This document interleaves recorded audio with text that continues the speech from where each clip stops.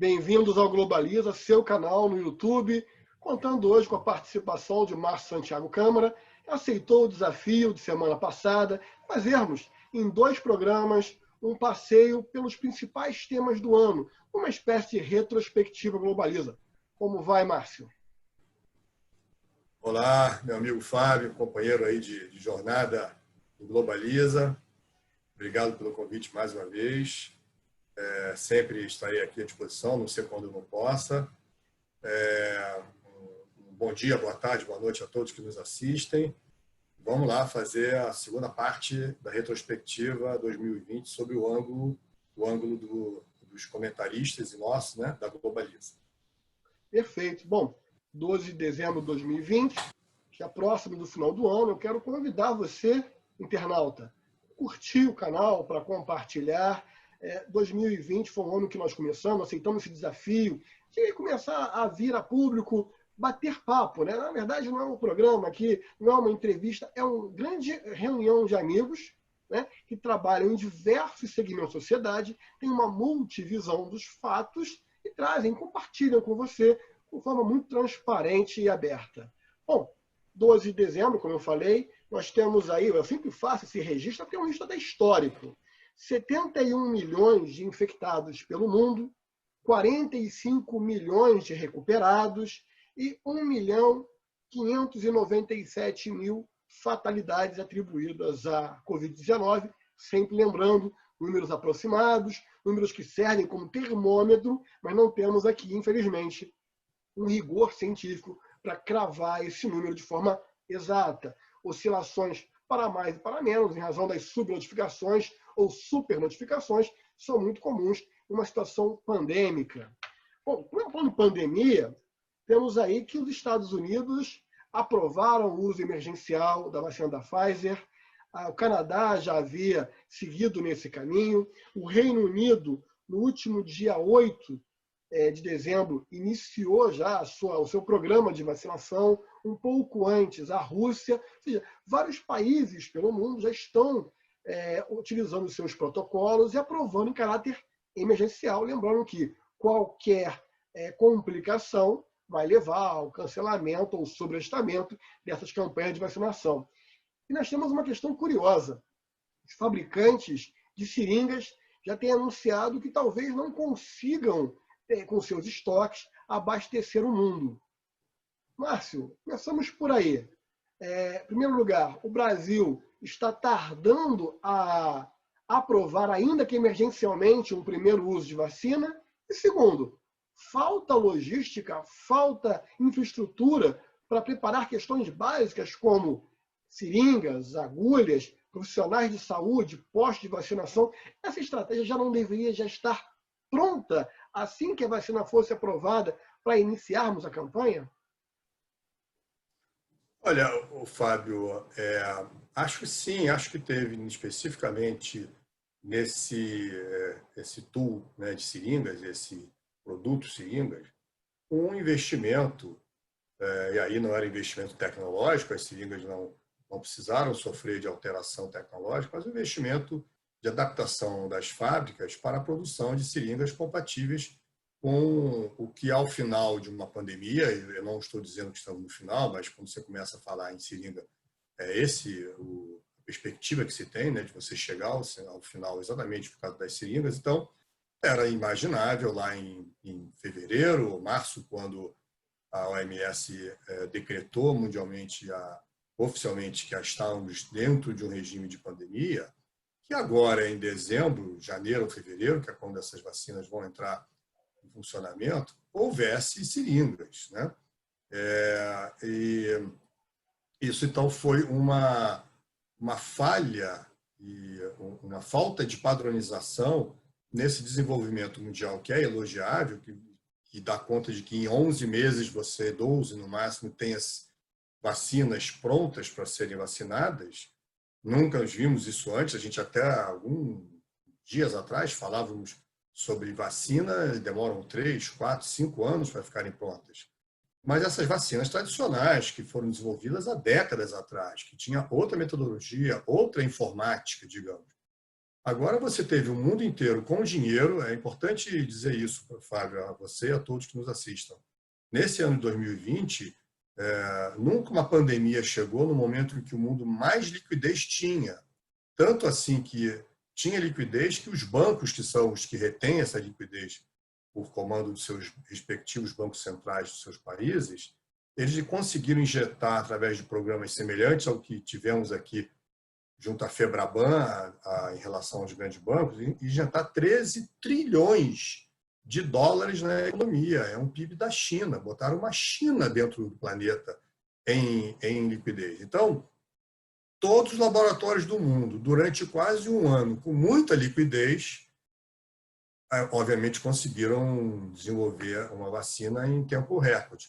Fora que há um jogo de bilhões de reais aí na mesa e todos queriam ser o primeiro. Então, teve uma corrida tecnológica de descobrir a vacina primeiro, não só para salvar vidas, claro, sim, mas também como o item de negócio. E não à toa que a vacina da Rússia tem um nome do foguete que levou pela primeira vez um homem ao espaço orbital, foi Yuri Gagarin. Esse foguete ganhou a competição com os Estados Unidos e o foguete chamava-se Sputnik. E o nome da vacina chama-se Sputnik. Não à toa. Então, é claro que teve uma corrida para dizer, olha, eu fui o primeiro, eu tenho a patente, não sei o quê. Agora, nem um décimo disso acompanhou esse investimento todo a elaboração de simples seringas que não requerem desenvolvimento tecnológico prévio. Então, ali tem uma falha de interesse, né, de zoom ou interesse comercial. Então, é muito ruim, e isso é uma questão do mundo, não é uma questão do Brasil. É uma pena, realmente. Agora, quanto à data de lançamento de cada vacina, me parece muito razoável, se elas decorrem entre dezembro e fevereiro, é quase que a mesma data. Em dezembro começou a vacinar a Rússia, a gente não conhece muito, pelo que eu li do protocolo da Sputnik, tinham poucas pessoas testadas, dezenas de pessoas testadas, mas eles garantiam que era uma vacina com segurança. Começou agora essa semana a vacina do Reino Unido, uma senhora, a primeira brasileira a tomar uma vacina, estava lá e eles vacinaram, qualquer pessoa que chegasse lá eles iam vacinar. E tem aí as vacinas, o governo, a Anvisa, melhor dizendo, já sinalizou que vai aí em breve aprovar emergencialmente, acho que esses dias até, o uso da vacina, que é uma decisão que eu acho correta, porque não tem-se nenhuma... O problema de ser rápido essa desenvolvimento da vacina é que você, e a aplicação rápida também, é que você não tem histórico. Começa a aparecer um caso aqui, outro ali de efeito colateral, ninguém conhece a doença, inclusive. Tem também quem já teve a carga viral e não sabe, vai tomar uma segunda carga pela vacina, vai ficar com super carga de vírus, pode dar um efeito grande. Tem uma série de coisas que tem que ser feitas e que não vai dar tempo de fazer. Então, quem está saindo na frente pode não estar correto. O Fábio pode estar arriscando um pouco mais. Agora, sair na frente aqui é de dezembro a fevereiro.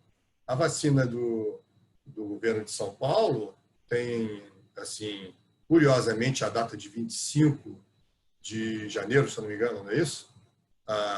É a data de aniversário da cidade. Então, você vê, não é à toa o nome da vacina russa, tem o nome de Sputnik, não é à toa. Então, você vê que tem datas políticas, porque o dia 25 de janeiro, exatamente aquele dia, talvez que seja feriado, é possível que seja essa a explicação, mas eu acho que é uma data que traz também um interesse político por trás, para quem está observando, permite a gente a indagar, será que não teria um interesse político? Então, eu não vejo que tenha muito retardo, não, são diferença de um mês ou dois entre uma iniciativa e outra, e pronto, lembrando que o Estado de São Paulo já anunciou há muito tempo essa vacina, disse inclusive que se ela não saísse, ele ia ver o que ia fazer, já tinha pago, e ia ver o que ia fazer, e essa vacina era para sair em novembro, não saiu, dezembro não saiu, vai sair em janeiro. Então, essa é a minha avaliação sobre essa questão de vacina nesse momento. Interessante, Márcio, você fala sobre a Sputnik, essa correlação com esse nome a um fato heróico. A busca pela liderança no aspecto internacional é muito perceptível, mas a busca por uma liderança nacional também está sendo observada. No momento que São Paulo parte na frente, divulga uma data, um calendário sem a aprovação da Anvisa, isso também tem uma conotação política, como você destacou há pouco. Então, temos um cenário aí de um antagonismo entre o poder federal e um potencial candidato ao governo federal em breve? Ah, sim, temos. Isso não é opinião nossa do Globaliza, é o que a gente vê no noticiário. Sobretudo no noticiário mais independente, evidentemente, né? E que é igualmente jornalismo autorizado, né? Um jornalismo oficial. Mas tem sim, eu acho uma pena isso, porque o uso político está muito evidente, não é uma coisa que a gente quer provar ou precisa provar, a gente está só falando sobre as evidências jornalísticas que realmente estão aí na mesa. Os debates são feitos todos polarizados, né, de um lado e de outro. Presentemente, o governo Bolsonaro deixou de debater um pouco, parou, mas ele entrou nesse debate logo no começo, a meu ver, uma falha, ele não deveria ter entrado nisso, não é um assunto dele, o assunto foi colocado pelo governo de São Paulo, enfim, tinha que ter usado as estruturas republicanas para que os seus indicados lá, inclusive de Casa Civil, pudesse ter um entendimento com o governo de São Paulo para não deixar isso acontecer. Então, que é o que acontece quando você tem que botar forças federais num determinado estado, como já se deu aqui no Rio de Janeiro, né? Da Força de Segurança Nacional, há um acordo com o governo local para receber esse apoio, né? E o governo federal está presente dentro do estado de São Paulo. É também uma certa falácia. Parece que o estado de São Paulo se separou e que está, enfim, podendo conduzir por conta própria as suas demandas. Mas não é verdade, ele não separou. O petróleo não é deles, por exemplo. A energia elétrica vem de Itaipu. Tem uma série de coisas federais ali dentro do estado de São Paulo que faz com que essa exibição de autossuficiência não seja verdadeira. É só especificamente, somente naquele assunto, é isso? Quer dizer, parece até, né? Porque é um assunto que está na moda e gera um interesse político muito grande, é bem provável que ele vai ganhar um capital político aí, mas é uma pena que seja esse o objetivo, né? Se ele conseguir uma vacina de qualidade aprovada pela Anvisa, eu acho que vai ser aprovada pela Anvisa. Foi a guerra desnecessária antes do tempo, antes que a paz viesse. Então, vamos guerrear para eu aparecer. Para mim, teve isso, foi uma guerra desnecessária, porque a Anvisa vai aprovar as vacinas com algumas ressalvas. Ela já foi à China, levantou, a Anvisa já fez a sua avaliação lá, tal qual um relatório de auditoria, tem apontamentos. Não é uma coisa primária de aprovado, vedado, não. Tem aprovação com ressalvas, ou então vedação com ressalvas. As duas decisões absolutistas, aprovar ou reprovar, dependem dos apontamentos. Se a China vai atender, não sei. Mas aí todos os laboratórios estão passando por essa revisão da Anvisa. Como não tem uma vacina brasileira, a vacina, na verdade, é montada no Butantan, é montada na Fiocruz, mas a origem da vacina é de outros países, a Anvisa tem que ir lá. Então, ela fez isso. Isso faz com que essa guerra seja desnecessária. Então, por que ela existiu? Será que foi importante existir antes que a paz viesse? Porque claramente a Anvisa ia fazer o que está fazendo e já fez. Então, era para parar com tudo isso. Mas não estamos vendo isso. Isso também é outro indicador que sinaliza que tem mais interesses além do que a proteção da população por trás disso. E aí agora, um assunto mais polêmico, não o governo federal em si, mas a figura do presidente da República. E vamos voltar um pouco no tempo, desde o início. Uma certa rejeição ao uso da máscara, partindo do excelentíssimo presidente, a participação constante em aglomerações, em contatos com seus apoiadores, com seus eleitores.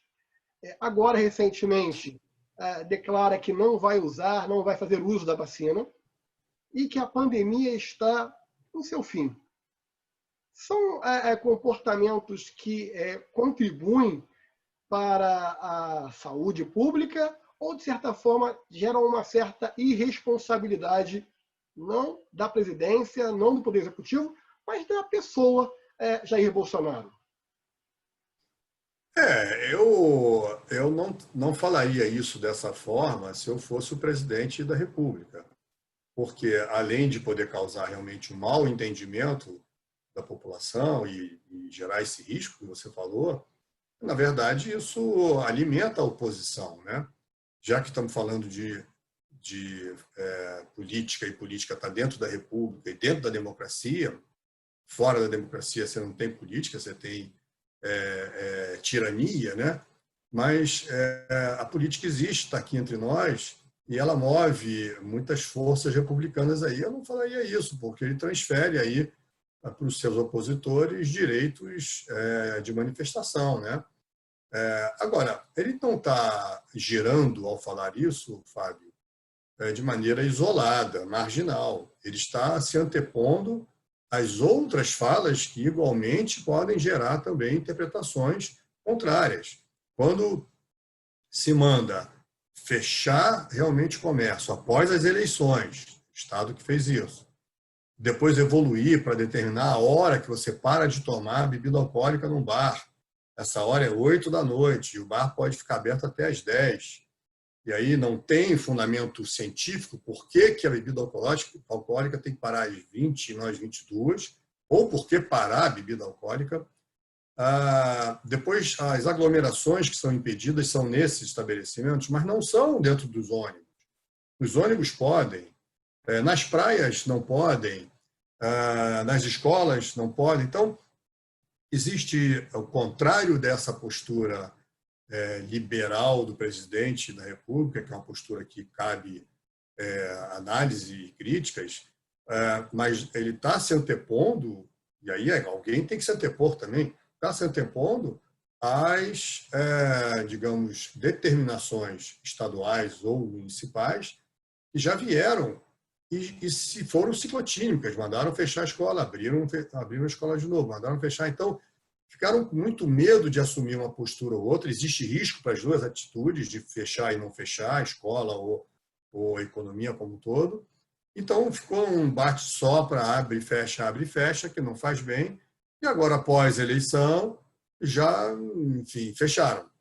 E há notícias que não pode nem se fazer congraçamento em casa e tudo isso. Então, eu acho que essa fala do governo federal vem em anteposição a isso.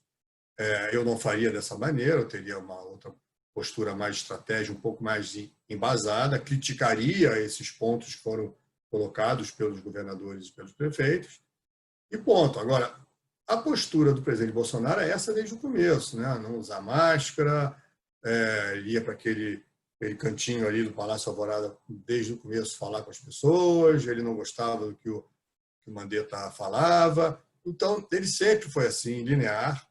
E agora não está sozinho, viu? Vários governos no mundo e várias pessoas da sociedade acham que chegou a um ponto que eles podem ter liberdade de fazer o que querem. Eu não acho. Eu estou exatamente como você. Eu estou muito conservador em casa, não peguei essa doença, graças a Deus. Estou com medo e quero falar para todos aí que nos assistem que a gente não deve se preocupar com pandemia agora, e sim com uma epidemia. Aqui no nosso estado, na nossa cidade, pelo menos, falando aqui onde estamos, tem uma epidemia realmente. Tem uma pandemia mundial, o que a pandemia é um pouco mais acima, né, no sentido genérico, mas dentro da pandemia global você tem epidemias locais, que são agudas, profundas. Estamos passando isso aqui. As UTIs estão cheias, eu nunca tive tantas pessoas do meu relacionamento com essa doença, não tinha isso em abril, maio, junho, julho, agosto, setembro, foi ter agora em outubro, novembro, cada núcleo meu de escola do meu filho, de universidade do meu filho, de emprego da minha esposa, aqui entre nós, aqui no nosso trabalho, amigos, família, familiar, todos agora, em outubro, novembro, tiveram um Covid. Todos não, todos esses grupos tiveram casos dentro dele com Covid. Então, isso para mim soa como uma epidemia. Eu acho que o presidente deveria também ponderar isso e pensar um pouco como é que ele deve reagir a essa outra postura antagônica também. Bom, não só de pandemia, viveu 2020, mas também tivemos um caso na cidade de Minneapolis, nos Estados Unidos, em 25 de maio, quando o cidadão norte-americano George Floyd foi asfixiado e faleceu em razão da ação de policiais. Policial esse que, inclusive, está em liberdade, desde outubro, pagou uma fiança de $1 milhão e tem o seu julgamento marcado para março de 2021. O sistema norte-americano sempre é um sistema muito veloz no que tange ao aspecto dos processos penais. De certa forma, Márcio, esse evento com George Floyd mostrou para o mundo que o racismo ainda está vivo na sociedade? O racismo está vivo, o racismo nunca morreu. É a impressão que eu tenho. Eu morei numa rua na Tijuca, uma rua sem saída. Lá em cima era o Morro do Salgueiro.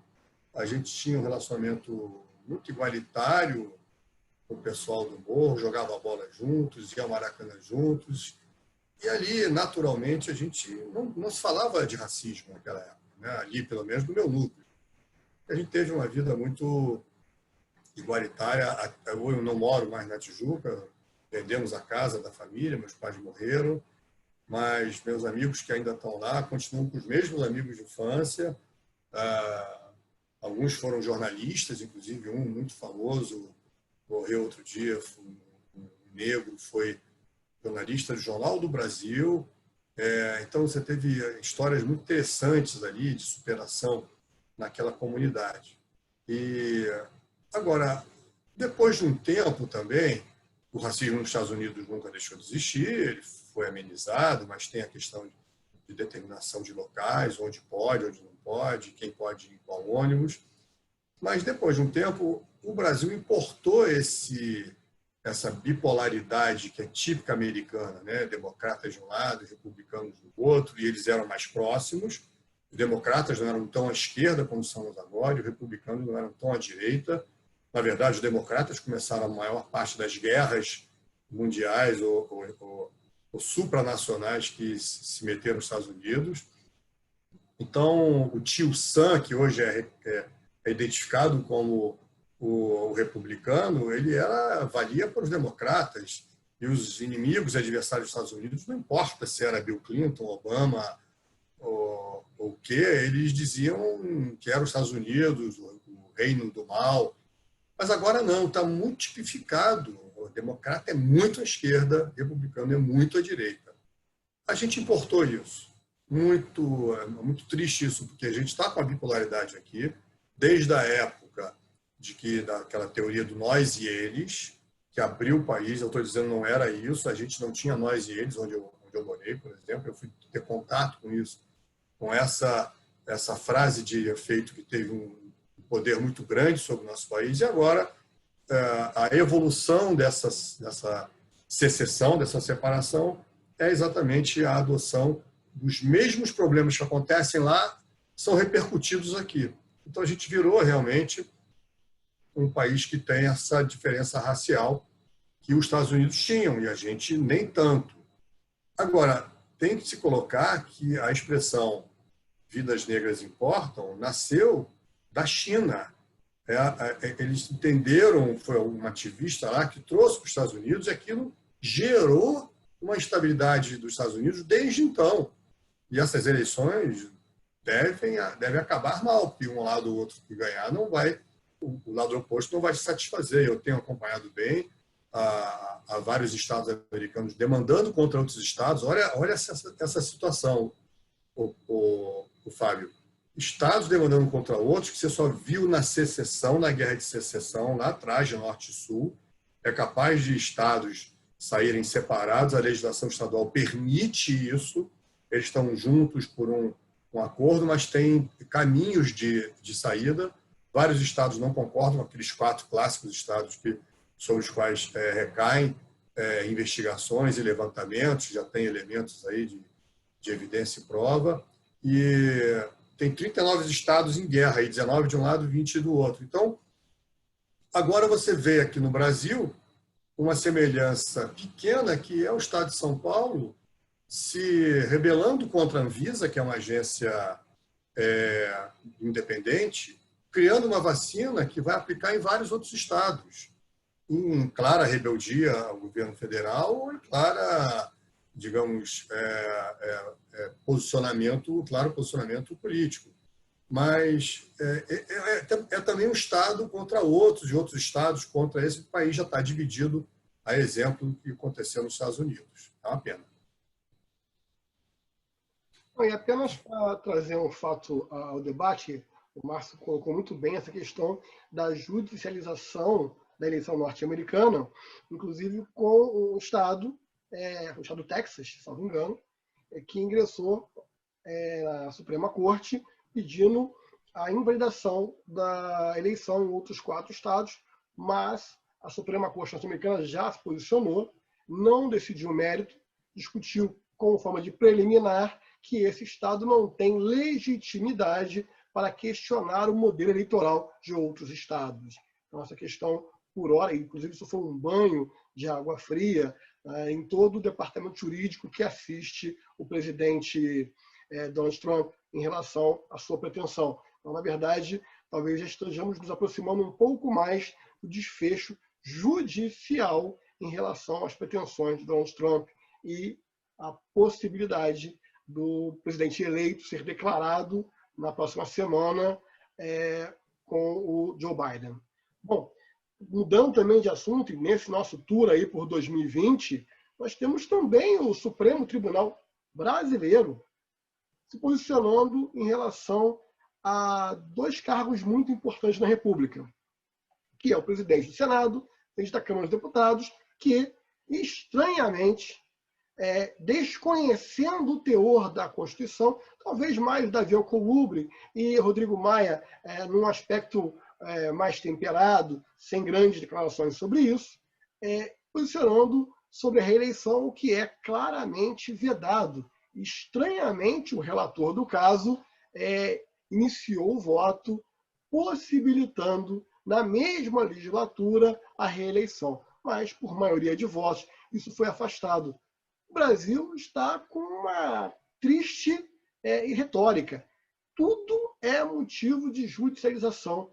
Isso é efetivamente um progresso da democracia ou mal perdedores buscando discutir tudo no judiciário? Márcio.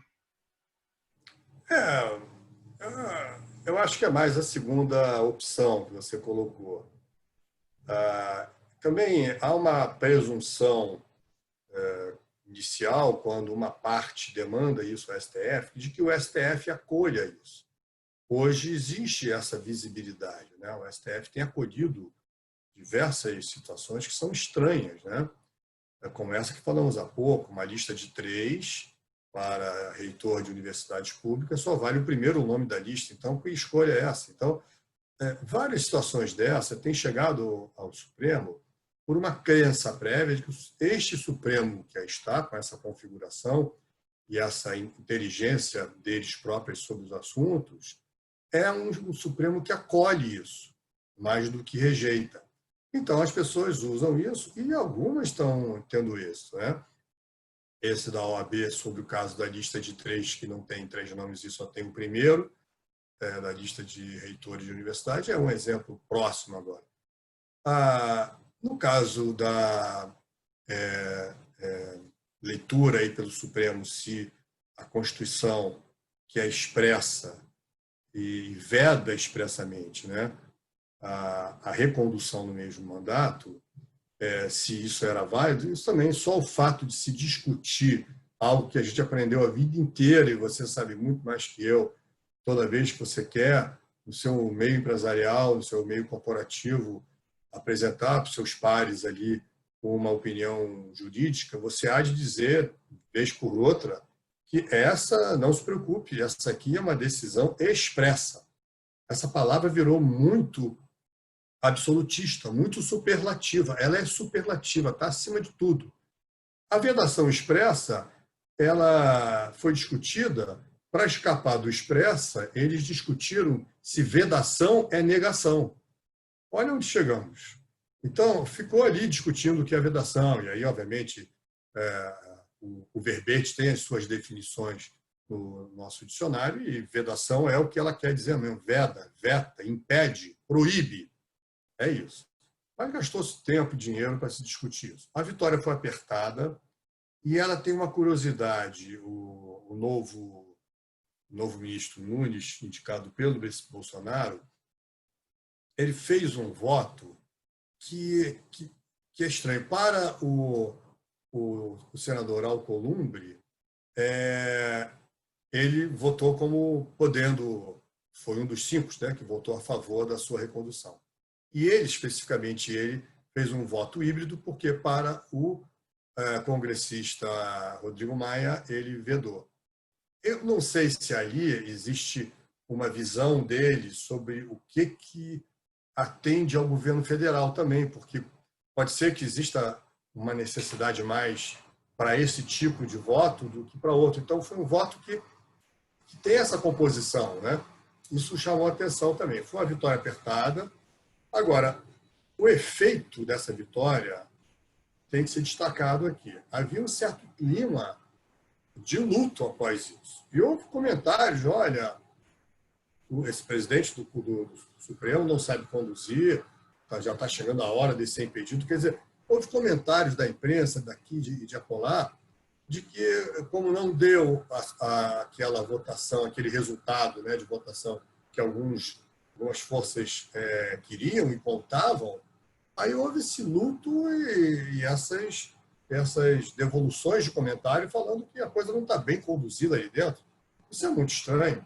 E, na sequência, o nosso deputado Rodrigo Maia já começou a falar da vacina, logo no dia seguinte, talvez para ocupar o espaço e tal, ou para dizer, olha, eu não tinha nenhum interesse nessa recondução.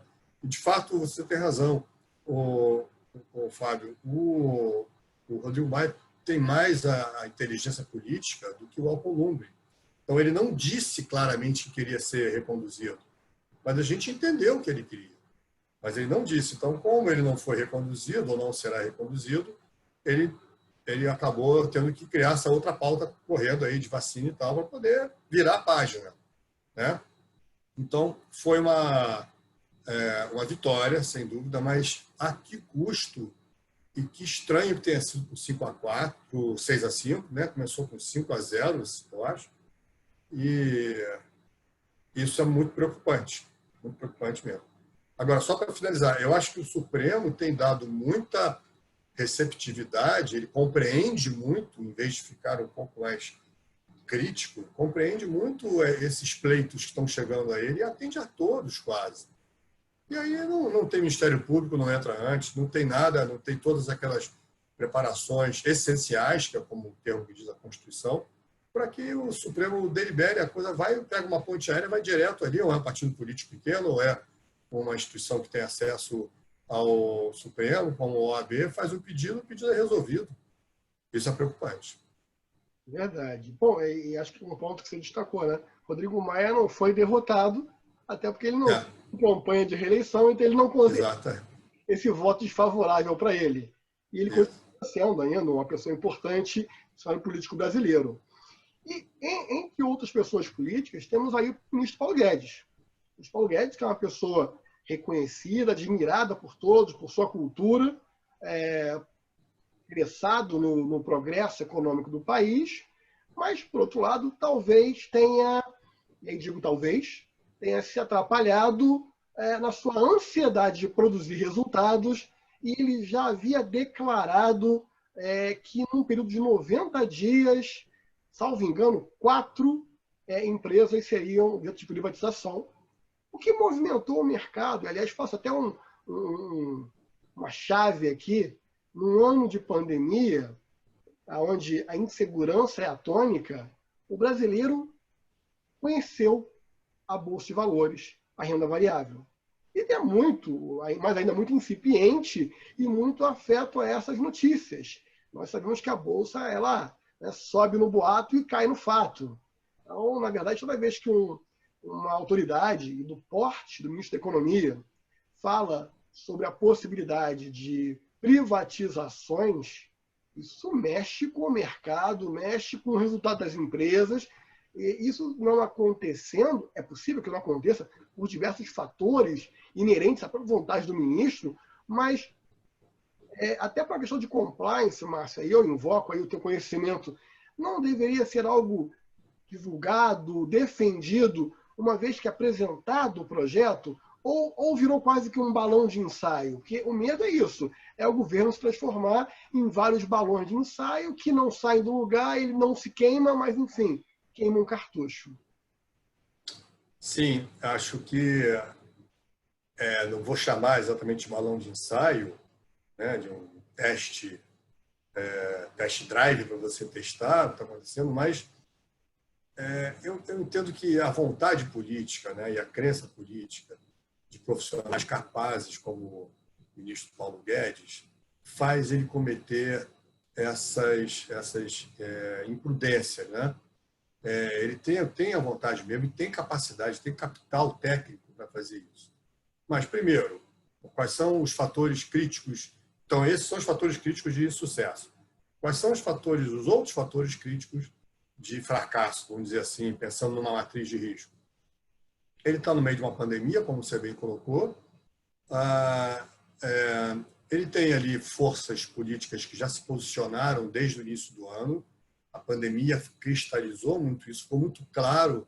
Sem a pandemia, a gente teria dúvidas, as forças políticas seriam um pouco mais escamoteadas, mas a pandemia teve que dividir. Bolsonaro muito liberal, contra, enfim, as medidas preventivas do vírus, achando que realmente aquilo era uma gripe e tudo mais. E, obviamente, os que achavam ou não achavam isso, quando viram essa postura do Bolsonaro, o presidente Bolsonaro, se posicionaram contra, porque é um jogo político. E criaram teorias cristalinas contra do Bolsonaro. E que tem um pouco mais, são mais politicamente corretas as teorias anti-Bolsonaro, né? Anti-bolsonaristas. Então, é correto você proteger a população de um vírus que você não conhece. Então, isso politicamente correto fez todo sentido. Então, a pandemia trouxe a clareza e a célere, né, a rápida cristalização de posicionamento político de todos. Então, a pandemia, uma vez forças políticas cristalizadas, aí a vida do Paulo Guedes não ficou tão fácil quanto poderia. Quase tudo que ele colocou foi vetado, teve a discussão, uma ou duas, com o César Maia mais clara, mais de frente a frente, fizeram aqueles 10, 15 minutinhos de um encontro entre todos os poderes, uma tarde de quinta-feira, lembra disso, no Palácio do Planalto? Achei aquilo vazio, não consegui entender, foi muito político pela margem, né? Faltava conteúdo, estrutura, mas estavam os três ali, estava o Paulo Guedes, inclusive a gente perguntava o que faz o Paulo Guedes ali, que estava o presidente Bolsonaro, e estava o senador Alcolumbre e o deputado Rodrigo Maia, e estava o Paulo Guedes ali. Eu pensei que ele fosse fazer um pronunciamento à nação, e ele não fez. Eu acho que ele ia fazer, inclusive. Não fez, deram um cala-boca nele, talvez ali. Ele ficou com uma figura um pouco ali feia para ele naquele cenário. Então, a vida dele não foi fácil. Eu, obviamente, não anunciaria isso, né? Mas ele tinha convicção, ele podia fazer, mas não conseguiu. Tem forças aí que estão controlando o avanço disso, e possivelmente a hora de avançar não é agora, quando chegar outro ano. Aí, e ele sabe que ele está dentro de um sistema político. Eu teria sido mais comedido, mas ele teve que anunciar, né? Porque ele conhece, ele está com aquilo no colo, tem que botar para frente, é o trabalho dele. Infelizmente, não vai dar certo, pelo menos nessa onda agora, ele não vai conseguir. Deixa eu só fazer um pequeno reparo. Na sua fala, você citou César Maia, mas eu acho que você falou do pai, mas pensando no filho, só para ficar claro para o nosso internauta. Não, registro aceito, e foi isso mesmo, eu errei. Falei César Maia, mas queria me referir ao Rodrigo Maia. Não, peço desculpas. Tanto o pai quanto o filho são figuras polêmicas, lógico, né? Tem seus apoiadores, tem aqueles que são contra, mas, inegavelmente, são pessoas do mundo político que têm a sua relevância, sim, os seus valores, né? É motivo de crítica, como qualquer um de nós. Obviamente, eles, com figura pública, estão muito mais expostos a isso. E eles sabem, eles compreendem isso com muita tranquilidade. Márcio, nosso programa, na verdade, como o final de ano não podia ser diferente, a gente teve essa ousadia de passar por vários temas, sem nenhum deles de forma profunda, mas relembrando, revisitando. Queria deixar espaço para você falar um pouco com o nosso internauta. Acho que agora é o momento da mensagem de fim de ano, mensagem de fé, de esperança no que vem. E também algum tópico que você quer destacar, mais algum fato de 2020 que acha relevante, ou passamos para a nossa despedida? Tem vários fatos, né?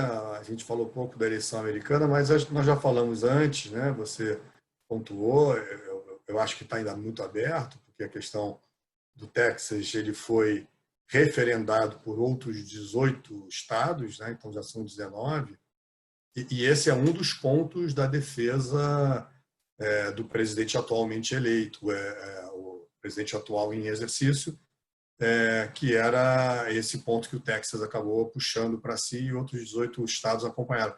Tem outros pontos que não dependem desse, e também está claro aí para todos nós que a opinião do Supremo ali foi só a questão de admissibilidade, não julgou o mérito, como você falou.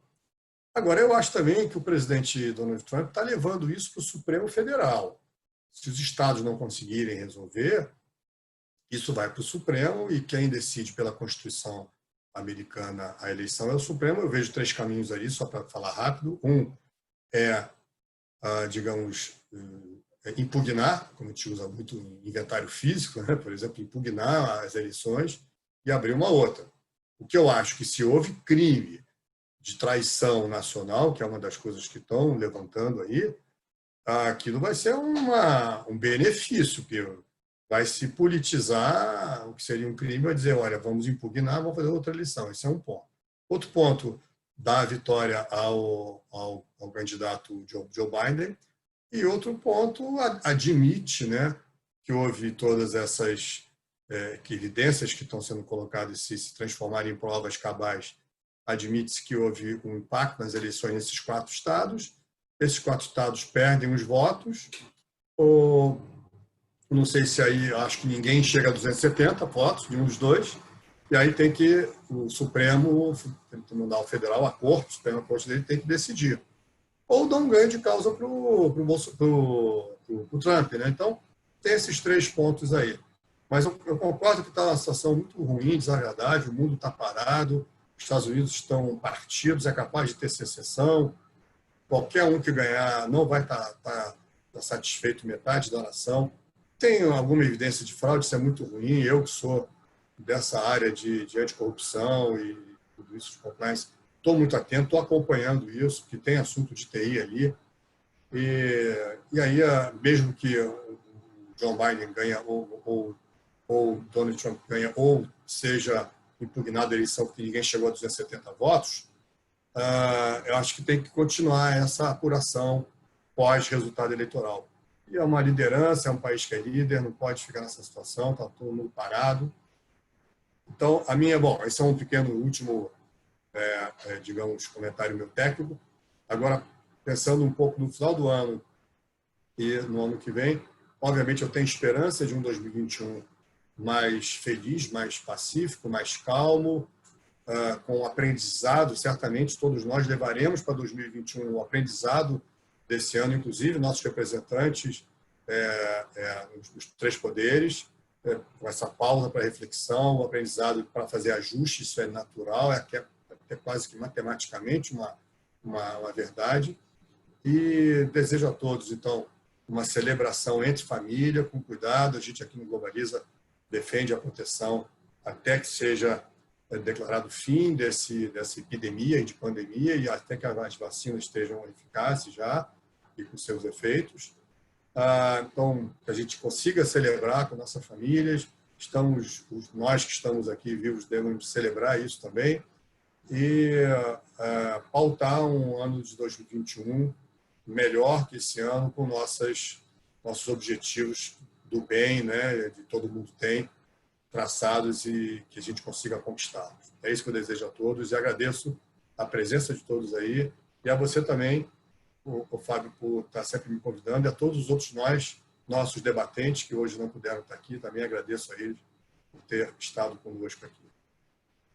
Bom, Márcio, como você falou, são muitos temas, e nós gostaríamos de tratar aqui, voltar dele, no aspecto realmente de compreensão para que eles não voltem a acontecer. E aí eu cito aqui a questão da corrupção endêmica, a questão dos respiradores, agora talvez outros desvios de verbas, leitos que estão sendo pagos, não estão sendo utilizados. Nós temos a questão das vidas importam, independentemente da cor, independentemente de outras orientações, as vidas importam. Eu acho que é importante que o ser humano valorize o próximo. Então, acho que nesse aspecto, o movimento Vidas Negras Importam tem o seu papel importante de rediscutir, trazer um tema que, ao contrário do que Hamilton Mourão declarou, no Brasil temos sim racismo, esse racismo tem que ser combatido, tem que ser extirpado, é algo que nós devemos combater. Temos um tópico, Márcio, que não discutimos hoje,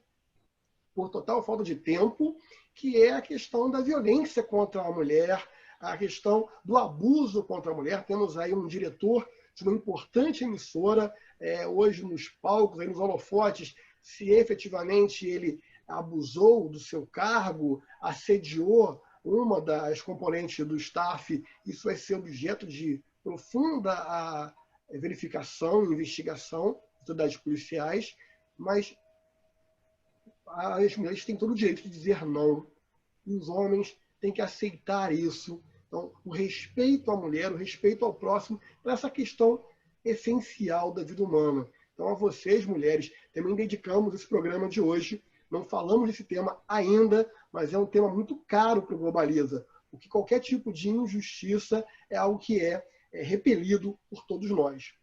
E eu quero aderir aos votos do Márcio de um 2020 exitoso, de um 2020, perdão, estou aqui pensando já em 2020, 2021 exitoso, de um 2021 que nos faça esquecer os pontos negativos de 2020, esquecer no ponto de vista de superação, mas não esquecer porque nós temos que estar alertas que estes pontos podem acontecer mais uma vez.